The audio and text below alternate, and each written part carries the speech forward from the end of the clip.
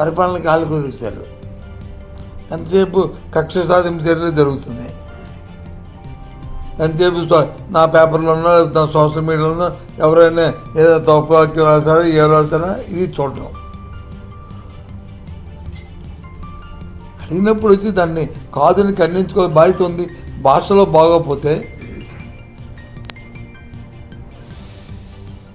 లేదు వ్యక్తిగతంగా కించపరిచే వ్యక్తిగతం చేస్తే అప్పుడు మీరు అసలు ఏదంటే మంది దాన్ని స్వేచ్ఛనే కాదంటారుగా.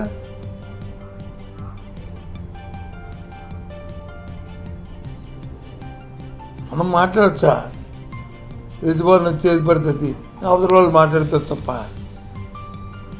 మనం మాట్లాడే ముందే 1,000 చుమట్టే ముందే 4,000 మనం చుమడతామని చూసుకోవాలి. శుభ్రంగా ఇది ప్రజలకు కావాల్సిన కార్యక్రమాలు చేస్తున్నారా, ఆ వర్గాలకు కావాల్సిన కార్యక్రమాలు చేస్తున్నారంటే అవి లేవు. రైతాంగం లేదు, విద్యార్థులు లేదు, ఫీజు రింబర్స్మెంట్ ఇవ్వలేదు, ఆరోగ్యశ్రీ అయితే అటకెక్కిపోయింది,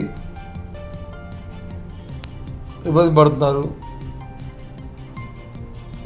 ప్రజాప్రతినిధి అయితే ఏం చేసినా పర్వాలేదు, వాళ్ళకి రాజ్యాంగాన్ని ఇది కానీ అక్కర్లేదు, చట్టం కానీ అక్కర్లేదు, బరిదిగించే పరిస్థితి. Hot news.